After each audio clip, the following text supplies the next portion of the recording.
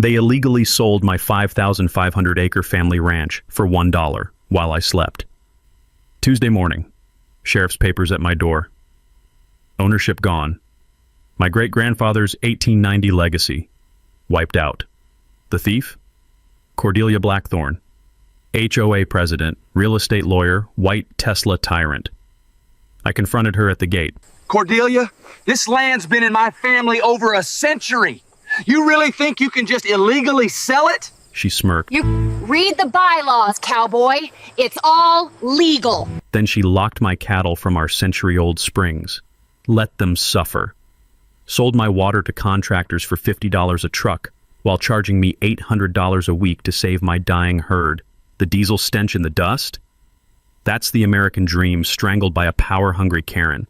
But she forgot. I'm a petroleum engineer. I know pressure, and exactly when it explodes. I hit back legally. Every HOA member, including Cordelia, lost their homes. Clean, irreversible. What would you do if they illegally sold your family's land? Drop your worst HOA story below. I'm reading everyone. Stick around. The full revenge starts now. Look, I never wanted to be a rancher. 15 years as a petroleum engineer, good money, traveled the world. But when Dad had his heart attack in 2019, someone had to save the family operation. Copper Creek Ranch, 5,500 acres that my great-grandfather Josiah claimed in 1890. The man walked here from Tennessee with a mule and a dream, dug 3 natural springs by hand, built our homestead from limestone he quarried himself. 4 generations of Whitfields had worked this soil. Never owed anybody anything. The ranch was profitable but cash poor, typical operation. I just dropped $60,000 on new equipment, another $40,000 on herd expansion. Money was tight, but the land was solid gold. Those natural springs kept my cattle alive during the brutal Texas droughts that killed neighboring operations. Then the suburbanites invaded. Willowbrook Estates, 47 cookie-cutter McMansions ranging from $400 to $800 grand.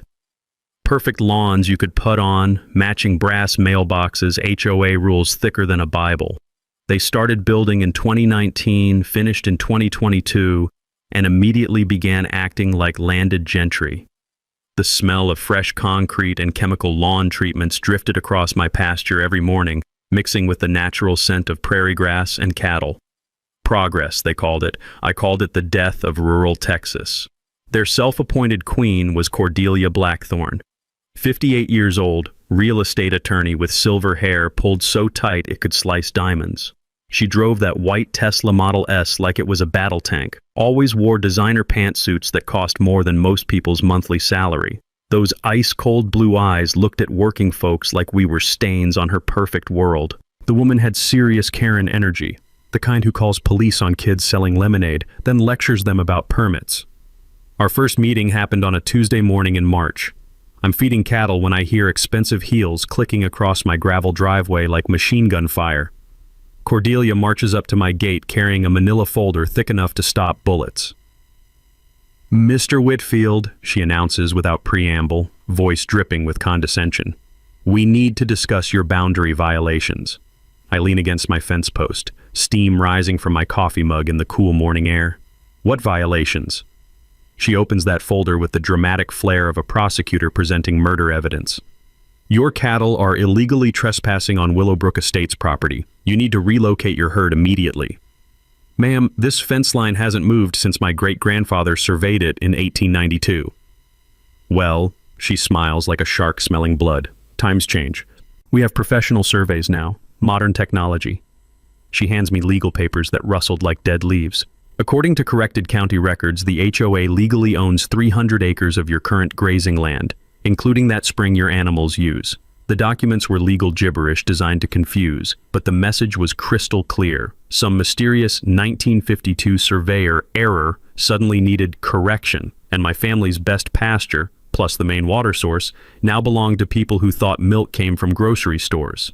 "Look, Attorney Blackthorne, this land has been in my family for 130 years. Surely we can work this out like reasonable neighbors." She actually laughed, a sound like breaking glass. "Mr. Whitfield, this isn't a neighborhood dispute. This is legal reality. You have 30 days to comply with our cease and desist order or face federal trespassing charges." But here's her first real power play. The very next morning, I wake up to find my cattle gate chained shut with a heavy padlock. No warning, no court order. Just Cordelia deciding my 200-head herd couldn't access the spring they'd been drinking from their entire lives.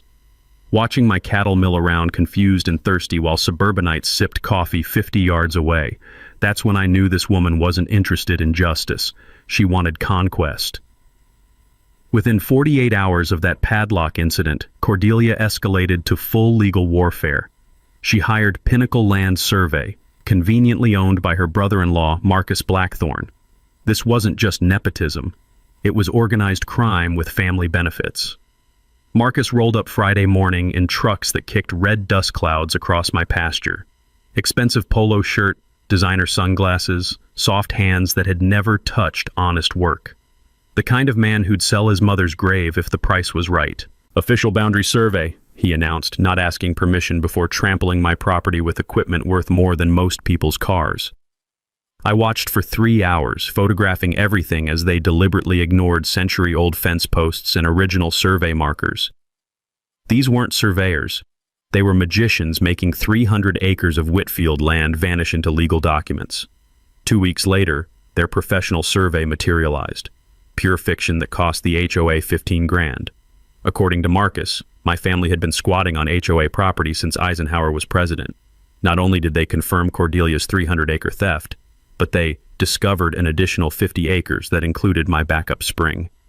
The acrid smell of surveyor's spray paint marking fake boundaries on my ancestral soil made me sick to my stomach. But petroleum engineers don't accept surface readings. We dig deeper. I spent evenings of the county records basement, a musty underground tomb that smelled like old paper and bureaucratic neglect. Fluorescent lights buzzed while I traced ownership back to original land grants. Betty, the elderly clerk, took pity and stayed late helping me navigate filing systems older than television. That's where I struck oil. Marcus Blackthorne's surveying license was suspended in Nevada in 2018 for deliberately falsifying boundary measurements for financial gain. Professional land thief. But I found something better. My great-grandfather's original 1890 homestead survey, hand-drawn with detailed measurements and natural landmarks. I remembered from my engineering law classes that original homestead surveys trump modern resurveys, especially with continuous occupation records. The courts respect historical documents over recent corrections, and this was about to save my ranch. The real bombshell? Josiah's survey showed Whitfield property extending 50 acres into current HOA territory. Cordelia hadn't just stolen my land, she'd built her entire subdivision on property my family legally owned. I hired Delilah Vance, a scrappy property rights attorney working out of a converted gas station. Her office reeked of burnt coffee and determination, rescue dogs sleeping on case files stacked to the ceiling. She examined my evidence and grinned like she'd won the lottery. "Ezra, you don't have a boundary dispute, you have a criminal case." We filed a nuclear countersuit claiming the entire development sat on illegally occupied Whitfield land. The legal papers hitting courthouse steps sent seismic shocks through Willowbrook Estates. Cordelia's retaliation was swift and vicious. She filed criminal trespassing charges against me personally, claiming I'd made terroristic threats during our gate confrontation. Complete fabrication, but it forced me to hire criminal defense counsel on top of property litigation. Legal bills, $15,000 monthly, water trucking, $800 weekly. The metallic taste of financial ruin became my breakfast companion. But here's what changed everything. While researching Marcus's criminal history, I remembered Texas adverse possession laws from a property dispute I'd handled during my oil field days. You need 10 continuous years to steal someone's property legally. The HOA had only existed 4 years. Their entire legal foundation was tissue paper in a hurricane. I called Delilah at midnight. They can't claim adverse possession. They haven't occupied long enough. "Ezra," her voice crackled through the phone, "you just found our nuclear weapon." Cordelia responded by calling emergency HOA meetings and passing special assessments, $2,500 per homeowner for their legal defense fund. Boss. Watching suburban families realize their dream homes were built on stolen land was like watching dominoes collapse in slow motion. 23 homeowners signed a petition removing Cordelia as president. The petition vanished from community mailboxes that same night. Security cameras mysteriously malfunctioned during the theft. Standing in my kitchen at 2 a.m., staring at legal bills that could bankrupt 4 generations of Whitfield sweat, I realized Cordelia wasn't just corrupt. She was systematically destroying every safeguard designed to protect ordinary people from exactly this kind of predatory behavior. But she made one critical miscalculation. Petroleum engineers spend careers studying pressure systems, how much stress materials can handle before catastrophic failure. And I was building pressure she couldn't even comprehend. The sound of my coffee mug hitting the kitchen table punctuated a decision that would echo through every McMansion in Willowbrook Estates. If Cordelia wanted to play legal warfare using family connections and forged surveys, I'd show her what real engineering precision looked like. She thought she was fighting a simple rancher. She was about to discover she'd declared war on someone who understood exactly how to make corrupt systems explode from within. Cordelia's next move proved she wasn't just stealing land, she was building a criminal empire on my family's bones. I woke at dawn to the growl of heavy machinery rumbling across my property. Through my bedroom window, I watched HOA contractors installing industrial security gates around all 3 natural springs. Not padlocks this time, but Fort Knox-level barriers with digital combination locks. The message was brutal. Your cattle can die of thirst while lawyers decide their fate. But Cordelia wasn't satisfied with just murdering my livestock. She turned my family springs into her personal gold mine. By 8 a.m., landscaping trucks lined up at my former watering holes like customers at a drive-through ATM. $50 per truckload, cash only. I watched through binoculars as contractors filled 1,000-gallon tanks with water that had flowed freely for my cattle since before Texas joined the Union. The acrid smell of diesel exhaust mixed with the sweet scent of spring water, my heritage being monetized by the gallon. I confronted this madness head-on, parking my dust-covered pickup beside her pristine Tesla. Cordelia supervised the operation in another designer pantsuit, clipboard in hand like a general commanding troops. "You can't sell water from my family's springs." She didn't bother looking up. "Environmental impact assessment shows cattle contamination, cowboy. We're providing public service, filtering and distributing clean water to legitimate businesses." "Your friends' landscaping companies aren't legitimate businesses?" Unlike certain squatters who think century-old dirt claims trump environmental law, her smile could freeze hell. "These springs require protection from agricultural contamination." Then she unleashed her nuclear weapon. An official Texas Commission on Environmental Quality complaint claiming my cattle were polluting groundwater with fecal contamination. According to her fabricated report, my 200-head herd posed imminent threat to regional water safety. The TCEQ notice arrived demanding immediate cattle relocation or face $10,000 daily fines. My own springs, hand-dug by my great-grandfather in 1890, were now environmentally sensitive areas requiring protection. Standing in my kitchen reading government letterhead threatening to destroy 4 generations of ranching, something snapped inside my chest. This wasn't theft anymore, it was systematic annihilation using state agencies as weapons. But my petroleum engineering background included extensive environmental compliance training. I knew Texas water law better than Cordelia assumed. Surface water belongs to landowners. Springs are surface water under state statute. But commercial water sales require TCEQ permits, the same agency she'd weaponized against me. I pulled her complaint and cross-referenced commercial permits databases. She'd never filed proper documentation for her $50 operation. Monday morning, I called TCEQ enforcement, reporting illegal commercial water sales without permits. The penalties? $10,000 daily, exactly what she'd threatened me with. But researching her permit history revealed something devastating. Cordelia charged Willowbrook homeowners $30 monthly spring maintenance fees for maintaining springs she didn't own. 47 homes times $30, 12 months, nearly $17,000 in annual fraud. She wasn't just stealing my water. She was running a protection racket, charging neighbors for the privilege of her theft. Buck Morrison confirmed it at the feed store. Retired plumber, decent man trapped in Cordelia's web when he bought his dream home.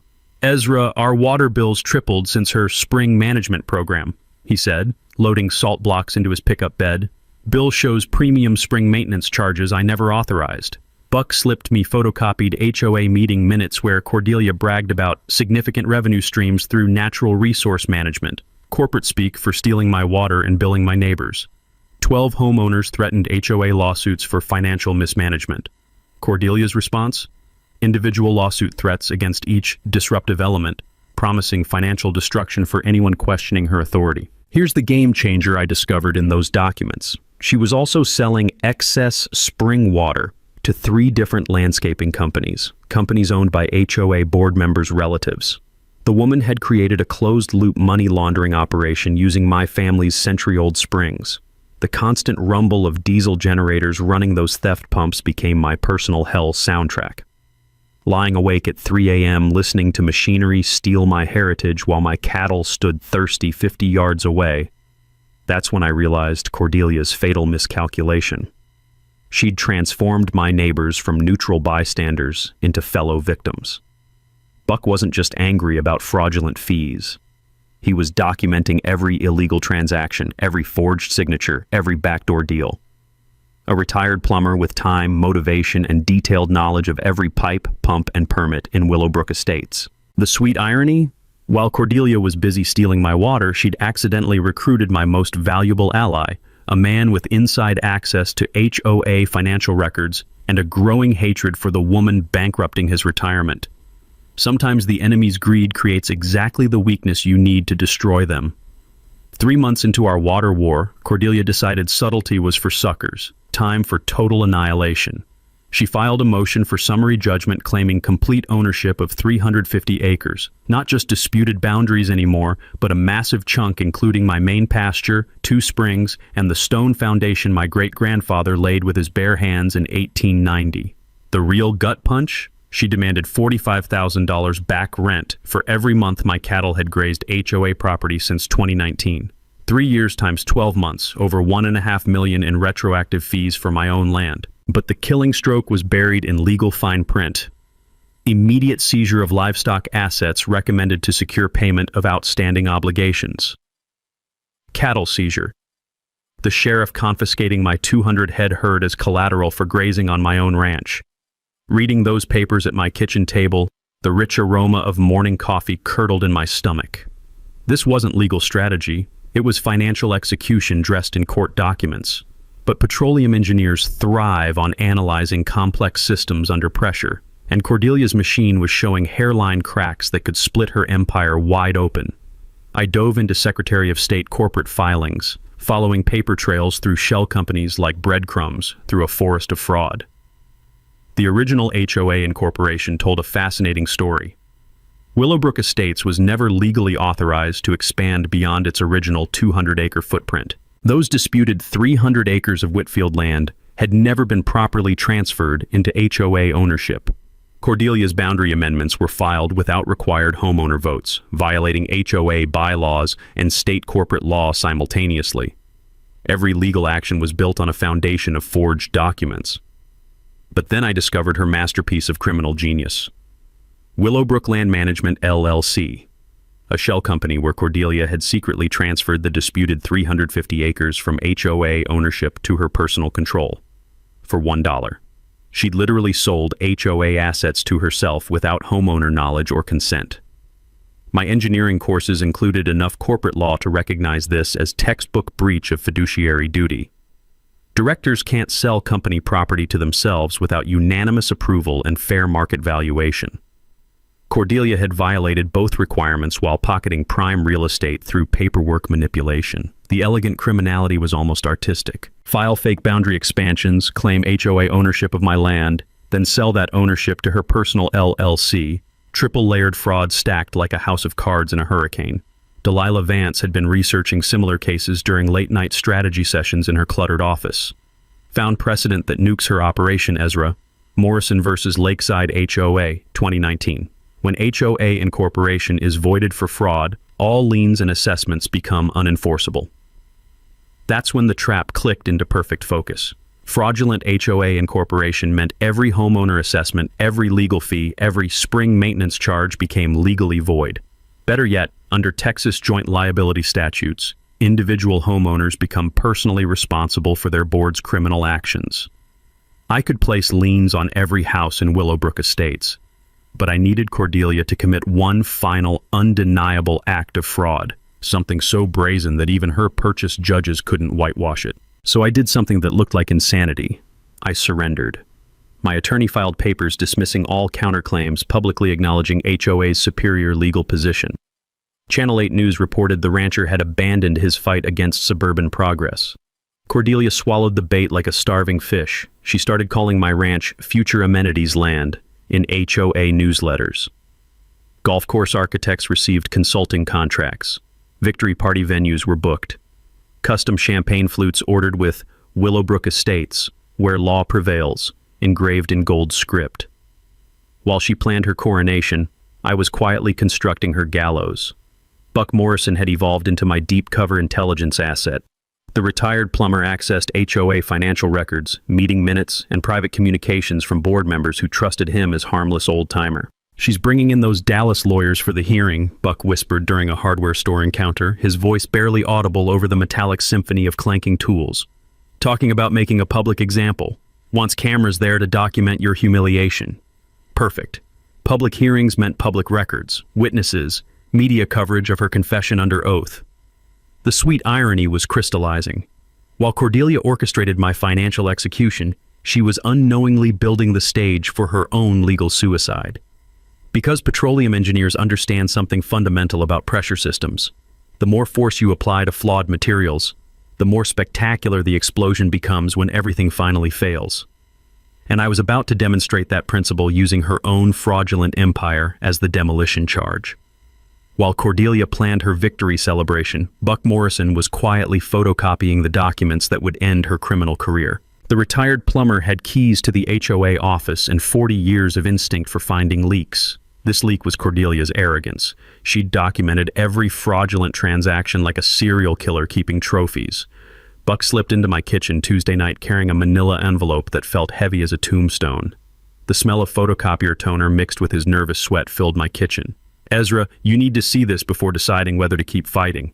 Inside were bank statements, wire transfers, and internal emails revealing criminal enterprise so systematic it belonged in a federal prosecution manual. The smoking gun, Cordelia's personal banking record showing her Willowbrook Land Management, LLC, shell company. 18 months of siphoning $180,000 in HOA funds. Money homeowners believed was paying legitimate legal expenses. But the nuclear warhead was buried in email exchanges between Cordelia and Surveyor Marcus about their land acquisition strategy. Her actual words preserved in digital evidence, filed amended in corporation docs, and corrected boundary surveys today. Cowboy still doesn't realize we've legally transferred his property to LLC management. Once summary judgment confirms ownership, we liquidate his assets to recover our expenses. Brilliant, really. Liquidate. She wasn't just stealing my ranch. She planned to auction off 130 years of family heritage to pay her own attorney fees. Buck's intelligence went deeper. Cordelia had meticulously documented every step, apparently planning to write a book about brilliant legal strategies for rural property acquisition. Her criminal handbook included mail fraud through false incorporation filings, wire fraud via electronic fund transfers, conspiracy with family members to manipulate surveys, organized criminal activity spanning 4 years, federal charges carrying 20-year sentences. The devastating kicker, under Texas joint liability statutes, HOA fraud makes every member financially responsible for board crimes. Innocent families trusting Cordelia to protect their investments were now legally liable for her criminal enterprise.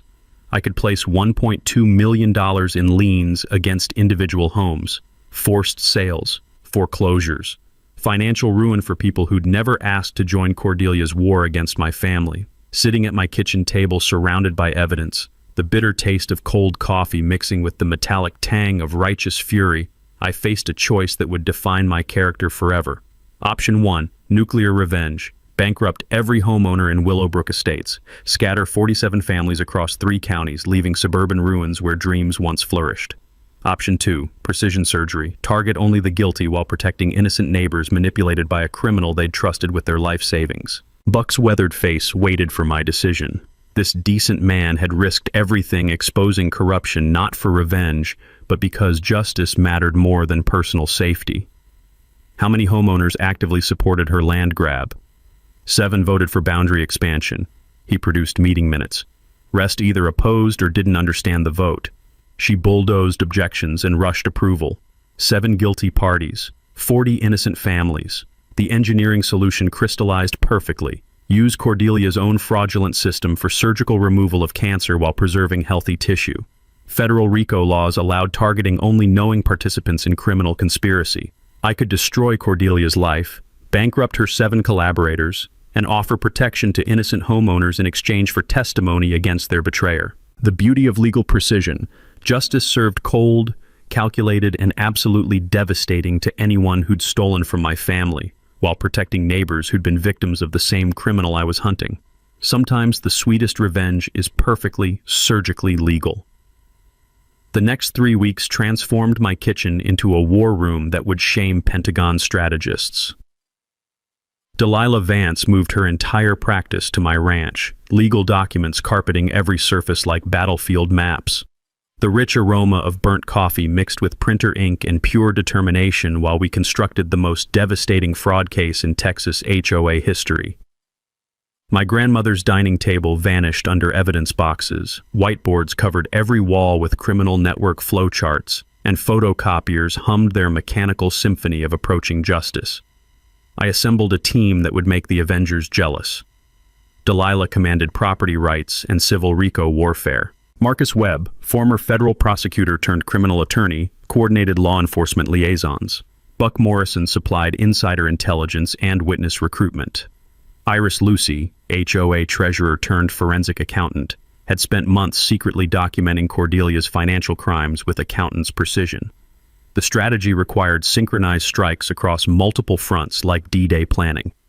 Criminal referrals were prepared for FBI financial crimes, Texas Attorney General Organized Crime Unit, State Bar Disciplinary Board, and IRS criminal investigation. Each agency could deliver independent punishment: federal prison, state felonies, professional disbarment, crushing tax penalties. I remembered from oil field compliance training that RICO convictions allow triple damages plus attorney fees, meaning I could collect $2.4 million from Cordelia personally while she served 20 years behind bars. Civil lawsuits targeted her $850,000 home plus $400,000 in rental properties through federal RICO claims, state fraud actions, and fiduciary duty violations. We'd prepared regulatory complaints with Texas Real Estate Commission for unlicensed development, TCEQ for illegal water sales, county prosecutors for document fraud. Regulatory agencies love destroying corrupt attorneys as public examples. But the trap's genius lay in coordinated timing and physical evidence. My boundary line game cameras had captured 347 photographs documenting continued trespassing by HOA security. GPS surveys proved they'd constructed $15,000 worth of illegal fencing 50 feet inside my property boundaries. Every criminal act was documented with engineering precision. All legal papers sat prepared but sealed. Criminal complaints drafted but unsubmitted. Media interviews recorded but unaired. The entire arsenal waited for Cordelia's final mistake at the summary judgment hearing. Channel 8's investigative reporter Sarah Kim had spent weeks researching Cordelia's background, discovering identical fraud patterns in Nevada and Arizona. We met clandestinely at a truck stop on Highway 287, diesel fumes and conspiracy filling the night air. She's been running this exact scam for years, Sarah revealed, spreading photographs across the truck stop table. Rural properties adjacent to new developments, fraudulent surveys, shell company transfers. She's a serial land thief with law degree credentials. Meanwhile, I engineered protection for innocent homeowners caught in Cordelia's web. 39 families would receive safe harbor agreements, complete legal immunity in exchange for testimony against their betrayer. These cooperation contracts would shield honest neighbors from joint liability while ensuring their evidence helped convict the criminal who'd stolen their trust along with my land. Buck Morrison had evolved into my Underground Railroad conductor, organizing secret meetings in barns, garages, and back porches throughout Willowbrook Estates. His network included teachers, mechanics, nurses, retirees, working people who'd invested life savings in dream homes only to discover they'd unknowingly funded organized crime. 40 families want her in federal prison, Buck reported during another midnight kitchen conference, his weathered hands wrapped around coffee that had gone cold hours earlier. 7 families are hiring lawyers because they know they're guilty as sin. The mathematical precision satisfied my engineering soul. Property liens were calculated to the penny using joint liability formulas. We'd identified which properties were homestead-protected primary residences versus fully exposed investment properties. 8 collaborators owned rental properties worth $3.2 million total, more than enough to satisfy my damages with compound interest. Our timeline was choreographed like military invasion. First week, simultaneous criminal complaint filing across all agencies. Second week, civil lawsuit service on Cordelia and collaborators. Third week, property lien recordings creating immediate title clouds. Fourth week, public destruction at summary judgment hearing with comprehensive media documentation. The evidence boxes stacked in my guest bedroom contained everything needed for complete annihilation. Bank records proving embezzlement, forged incorporation documents establishing mail fraud, recorded conversations documenting conspiracy. Federal prosecution plus civil devastation, all tied with a bow of professional disbarment. Sitting in my command center at 3 a.m., surrounded by proof of systematic betrayal, I experienced the calm focus that came from solving impossibly complex technical problems. Every variable calculated, every pressure point mapped, every potential failure mode anticipated and countered. Cordelia assumed she was intimidating a simple rancher who'd surrender when threatened with bankruptcy and livestock seizure. She was about to learn she'd challenge someone who understood exactly how much stress fraudulent systems could endure before exploding into irreparable fragments. Cordelia threw herself a victory party 3 days before our court date. Champagne, caviar, and criminal confessions, all rolled into one spectacular mistake. The country club celebration featured $3,000 worth of Dom Perignon, custom napkins reading "Where Law Prevails," and a guest list that read like a corruption directory. Judge Morrison, city council members, and every real estate developer within 50 miles.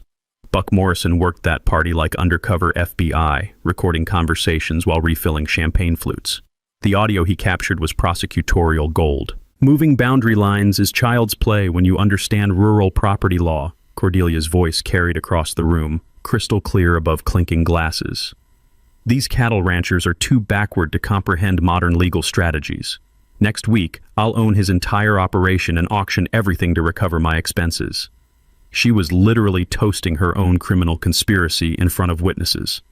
But celebration had made Cordelia sloppy, and sloppy criminals escalate into terrorism. She hired Decker Investigations for aggressive property protection, mercenaries who specialized in psychological warfare disguised as security services.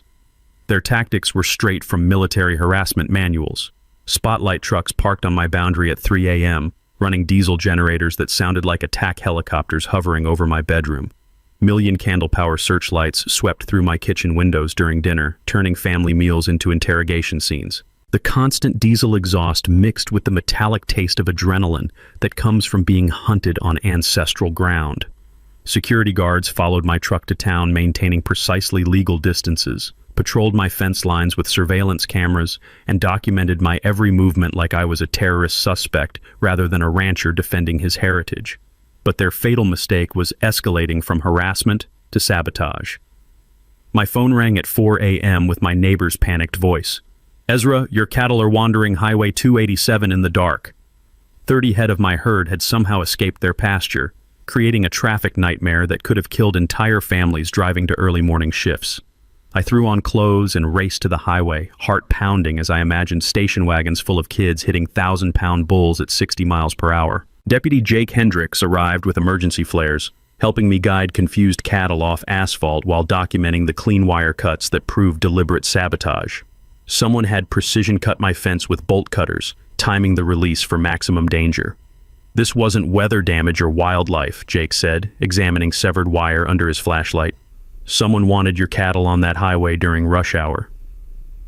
The sabotage was attempted murder dressed as property harassment. If families had died hitting my livestock, Cordelia could blame me for negligent cattle management while concealing her role in creating the deadly situation. Her smear campaign launched simultaneously across 3 counties. Anonymous flyers appeared everywhere. Mailboxes, coffee shops, community bulletin boards. Ezra Whitfield, dangerous criminal or innocent victim, featured professional design claiming I was guilty of animal cruelty, tax evasion, environmental violations, and threatening board members with violence. But Buck's security cameras caught HOA board members distributing propaganda at 2 a.m., coordinating their character assassination with military precision. Then Cordelia committed her most desperate blunder, attempting to purchase law enforcement. Jake called me immediately after she approached him outside the courthouse with an envelope thick with cash. $5,000 for security consulting, Jake reported, his voice tight with professional disgust. Monthly payments if I file false reports about your cattle causing public hazards. She wants to buy herself a personal police force. Attempted bribery of law enforcement, state jail felony, 2-year minimum sentence. Jake reported the incident to Sheriff's Internal Affairs, creating official documentation for another federal charge in Cordelia's expanding criminal portfolio. But her nuclear financial weapon targeted my survival directly. The HOA filed emergency liens against my ranch for $78,000 in fabricated legal fees and environmental damages. The fraudulent claims prevented refinancing equipment loans coming due November 1st, engineering my bankruptcy regardless of court outcomes. My banker Tom Crawford delivered the death sentence. That lien makes your property unmarketable, Ezra. We can't extend financing with title clouds this serious. $60,000 in cattle equipment would go to foreclosure unless I could eliminate Cordelia's fraudulent claims within 2 weeks. She'd constructed a financial gallows that would hang 4 generations of family ranching whether I won or lost in court. Standing in my kitchen reading foreclosure notices while spotlight trucks hummed outside, the weight of 130 years of Whitfield heritage pressed against my chest like a crushing boulder. But Cordelia had finally committed the irrevocable mistake I'd been engineering her toward. The emergency lien was filed under oath, claiming damages that didn't exist based on surveys she knew were fabricated. Perjury in official court documents, federal felony charges that would add decades to her prison sentence. While she celebrated approaching victory with champagne toasts and criminal confessions, I was quietly cataloging every harassment tactic, every fraudulent filing, every desperate attempt to destroy my family's legacy. She thought maximum pressure would break my resistance. Instead, she'd provided the final evidence needed to trigger her complete annihilation. Cordelia's victory party planning revealed a woman who'd completely lost touch with reality. She ordered $8,000 in catering for her HOA victory gala, scheduled 5 days after she expected to legally own my ranch. Sterling Catering received detailed instructions for a celebration themed rural modernization through legal innovation, complete with champagne flutes engraved "Where Law Conquers Outdated Claims." The guest list was a corruption directory. Politicians she'd funded, judges she'd purchased, developers who'd profit from my family's destruction. She commissioned a victory speech about evolutionary property concepts that would be live-streamed to real estate conferences nationwide. My silence was feeding her delusions like gasoline on fire. Local news reported the rancher had acknowledged HOA's superior position after my attorney dismissed our counterclaims. Cordelia interpreted surrender as invitation to publicly humiliate my family's 130-year legacy. HOA newsletters started calling my ranch Future Amenities Land. Golf architects received design contracts. She gave interviews portraying herself as a legal visionary who'd protected suburban values from aggressive rural encroachment through innovative dispute resolution. The woman was planning victory laps around my great-grandfather's grave, but while Cordelia designed her coronation, federal prosecutors were engineering her destruction. FBI agent Paula Rodriguez called our evidence the most comprehensive fraud case outside organized crime families. Her arrest teams were positioned within 72 hours of execution. IRS criminal investigation had calculated $127,000 in unreported income from illegal water sales, federal tax evasion carrying mandatory prison time that couldn't be plea bargained away. State investigators had frozen her shell company assets pending criminal proceedings. The most devastating preparation was happening inside Willowbrook Estates itself. Buck Morrison's underground network had recruited 39 homeowners willing to testify against Cordelia in exchange for legal protection. Secret meetings rotated between garages and back porches, decent families sharing evidence of systematic fraud while planning coordinated testimony. "She didn't just steal your land," Martha Webb whispered during a clandestine gathering in Buck's workshop, motor oil and sawdust mixing with the electricity of rebellion. "She stole from every family here. Water fees, boundary lies, special assessments, pure theft disguised as community improvement." These weren't angry neighbors anymore. They were revolution organizing itself. But Cordelia's paranoia was generating evidence for her own prosecution. She filed harassment charges against Buck for stalking and privacy invasion, claiming his HOA meeting documentation violated board confidentiality. The charges were legally frivolous. Texas law makes HOA meetings public record, but revealed complete panic about information security. She was literally trying to criminalize transparency.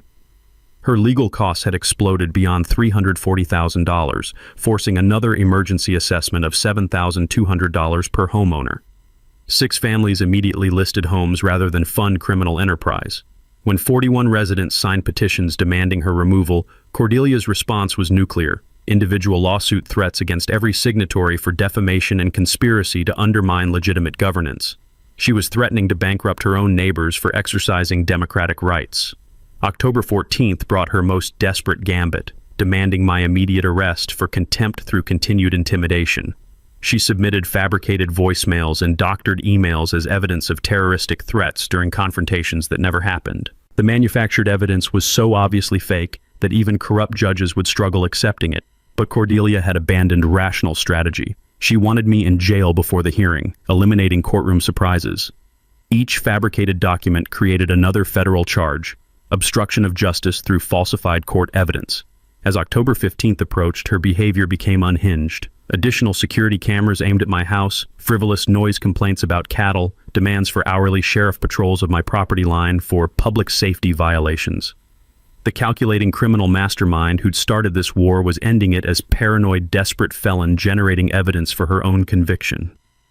That final night, I sat on my porch where 4 generations of Whitfields had watched the same stars, breathing air that still carried the scent of prairie grass and honest work. My great-grandfather's pocket watch ticked steadily in my palm, the same timepiece that had counted down his final heartbeats defending this exact piece of earth. The weight of 130 years of family sacrifice pressed against my chest, but for the first time in months, it felt like blessing rather than burden. Tomorrow morning, Cordelia would stride into that courtroom expecting coronation as the legal genius who'd conquered rural property rights through innovative boundary manipulation. Instead, she'd witness the precision-engineered implosion of everything she'd built on my family's stolen foundation. The irony was perfect. While she'd spent months trying to destroy the Whitfield legacy, I'd been quietly using her own criminal system to construct her complete annihilation. Sometimes the sweetest justice comes from letting enemies destroy themselves with their own weapons. October 15th, 9 a.m. Courtroom 3B was packed like a heavyweight championship fight. Judge Patricia Hawthorne called court to order while 200 spectators crammed into a space designed for 50. Overflow crowds filled the hallway, 6 news crews set up cameras, and the air crackled with anticipation thick enough to cut with a knife. Cordelia entered wearing a $2,000 Armani suit and diamond tennis bracelet, strutting toward the plaintiff's table like she owned the courthouse. Her confidence radiated through expensive perfume and predatory smile as she nodded to Judge Morrison, her purchased insurance policy sitting behind the bench. I sat quietly at the defendant's table in my best ranch clothes, clean Wranglers, pressed shirt, boots polished but honest. The weight of my great-grandfather's pocket watch anchored me while Cordelia prepared to celebrate stealing 130 years of family heritage.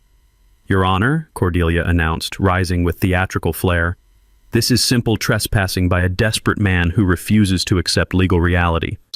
She presented her fraudulent survey, fake water rights claims, and manufactured boundary disputes with the confidence of someone who'd never faced consequences for systematic criminal behavior.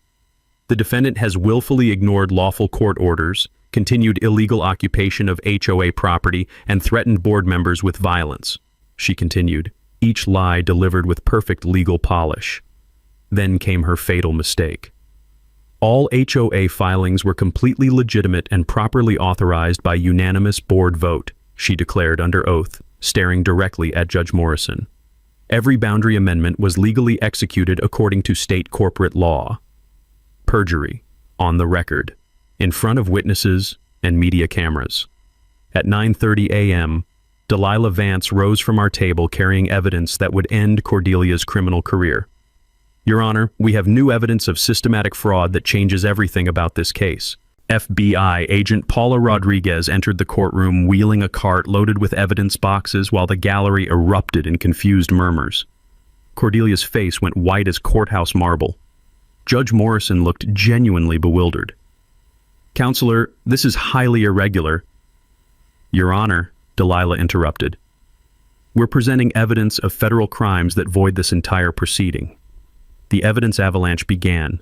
Original 1890 homestead surveys proving true property boundaries. Bank records showing $180,000 in embezzled HOA funds. Forged incorporation documents with fabricated signatures. Audio recordings of Cordelia confessing to boundary manipulation and conspiracy. But the nuclear weapon was Buck Morrison's secret recording from her victory party. Cordelia's crystal-clear voice filled the courtroom. "Moving boundary lines is child's play when you understand rural property law.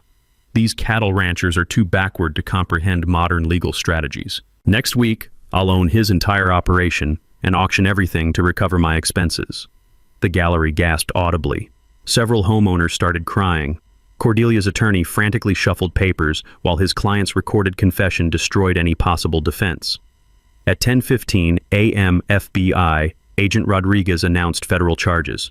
"Ms. Blackthorne, you're under arrest for mail fraud, wire fraud, RICO conspiracy, and organized criminal activity." Her voice carried the authority of federal law enforcement. Potential sentence, 240 years in federal prison. Assistant District Attorney Jennifer Walsh read state charges. Organized criminal activity, theft over $300,000, fraudulent document filing, multiple first-degree felonies. But Delilah's civil nuclear strike was already launching. She filed property liens against 8 homes live in the courtroom, the computer system displaying real-time lien recordings on courtroom monitors for everyone to witness. Total damages, $1. $2 million in fraud recovery, plus triple RICO damages. Cordelia watched her $850,000 home become unmarketable in real time. "This is conspiracy," she screamed, finally losing her composed facade. "He's the criminal. He threatened us. He—" "Ms. Blackthorne," Judge Hawthorne interrupted coldly. "You are in contempt of court. Bailiff, arrest her immediately." The metallic click of handcuffs echoed through absolute courtroom silence as Cordelia Blackthorne, real estate attorney, HOA dictator, would-be land thief, was arrested in front of 200 witnesses and 6 television cameras. The gallery erupted. Buck Morrison stood and addressed the court. "Your Honor, 39 Willowbrook homeowners request protection from this criminal fraud." Homeowner after homeowner testified about Cordelia's deception. "She told us he was the criminal. We never authorized boundary changes. She stole from our HOA accounts while claiming to protect us." When I finally spoke, the courtroom fell silent. "Your Honor, I just wanted to keep my great-grandfather's ranch. She turned defending my family's legacy into a war I never asked for." The standing ovation lasted 3 full minutes. Judge Hawthorne's ruling was swift and devastating.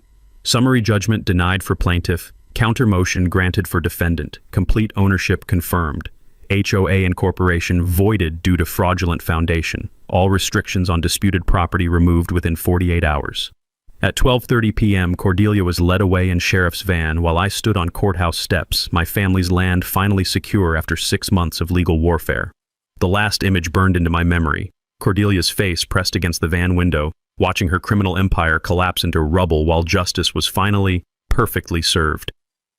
6 months later, the smell of mesquite smoke and community laughter filled the air at our first annual Copper Creek Freedom Festival. Cordelia was serving 12 years in federal prison with no possibility of parole. The RICO judgment awarded me $2.4 million in triple damages, money that became the foundation for healing our community rather than enriching my bank account. Her 7 collaborating homeowners settled their liens for $60,000 to $95,000 each.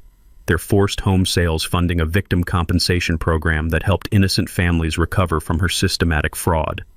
Justice wasn't just punishment. It was restoration for everyone she'd harmed. The festival buzzed with 1,500 visitors from across Texas, drawn by a story that had gone viral on social media and inspired similar property rights battles in 12 other states. Local vendors sold barbecue and handmade crafts, while kids played in pastures where my cattle once again grazed freely beside crystal-clear springs. Buck Morrison, elected president of our new voluntary neighborhood association, was grilling burgers and sharing war stories with families who'd discovered that defeating corruption creates bonds stronger than blood. "You know what I learned?" Buck said, flipping patties while his grandchildren chased fireflies. "Sometimes good people just need someone brave enough to take the first swing at bullies." The Josiah Whitfield Memorial Scholarship had awarded college funding to 12 rural students pursuing agricultural science and property law degrees. Our first recipient, Anna Martinez, was studying agricultural engineering at Texas A&M, with plans to return and help family ranchers defend their heritage from exactly the kind of legal predators we'd defeated. Sarah Kim, the Channel 8 investigative reporter who'd helped expose Cordelia's crimes, had become much more than a media ally. We were married in a spring ceremony beside the very springs Cordelia had tried to steal, surrounded by friends who'd learned that sometimes the greatest love stories grow from fighting for justice together. She was expecting our first child, the next generation of Whitfields who would inherit land secured not just by great-grandfather's sweat, but by our community's refusal to let corruption triumph over honest work. The conservation easement we'd established protected 1,200 acres in permanent trust, ensuring that future generations would experience the same prairie sunsets and meadowlark songs that had sustained 4 generations of my family. School groups regularly visited for educational programs about sustainable ranching and property rights, practical lessons in defending freedom through legal knowledge. But the sweetest justice was watching former enemies become genuine neighbors. Martha Webb, who'd been terrified of Cordelia's lawsuit threats, now brought fresh pie to our monthly community meetings. Tom Harrison, initially one of Cordelia's strongest supporters, had become our volunteer coordinator for festival planning. I was an idiot, Tom admitted during one planning session, his voice carrying the humility that comes from recognizing personal mistakes. She convinced me you were the problem when she was the one stealing from all of us. Forgiveness isn't weakness when it's earned through genuine repentance and community service. The legal precedent we'd established, Whitfield versus Blackthorn, was now cited in property rights cases across the American West. Rural families facing similar HOA fraud were using our playbook to defend ancestral lands from suburban colonization disguised as boundary disputes. Standing on my porch each evening, watching cattle graze peacefully while my pregnant wife planned our future, I felt the deep satisfaction that comes from engineering problems solved with precision, compassion, and unwavering commitment to what's right. The sound of those illegal fence posts being pulled from Whitfield soil had become the soundtrack of freedom restored through community solidarity and legal courage. My great-grandfather's pocket watch still ticked steadily in my palm, counting down moments of peace that he'd never lived to experience but had somehow made possible through his sacrifice and vision. Sometimes the greatest victories aren't about defeating enemies. They're about building communities strong enough to protect what matters most. You know what struck me about Asa's case? It wasn't the 12 years Cordelia got, or even that 2.4 million judgment. It was that emergency lien she filed right before the hearing. $78,000 for legal fees and damages that didn't exist. She was so confident, so sure she had him cornered, that she put her life under oath. I mean, the woman was literally days away from stealing his entire ranch. All she had to do was keep her mouth shut and let the corrupt system she built do its work. But she couldn't have herself have to street the knife one more time. That's the thing about people like Cordelia. They always go too far, always get greedy. It's never enough to just win. They have to humiliate you while they are doing it. And sometimes that's exactly what destroys them. Makes you wonder how many other HOA board members are out there right now, thinking they are untouchable, thinking nobody will ever do the work to stop them. Any of you dealing with someone like that in your neighborhood? Someone who thinks the rules don't apply to them? Let me know in the comments. And subscribe if you haven't. These stories, they are more common than most people realize. See you next week.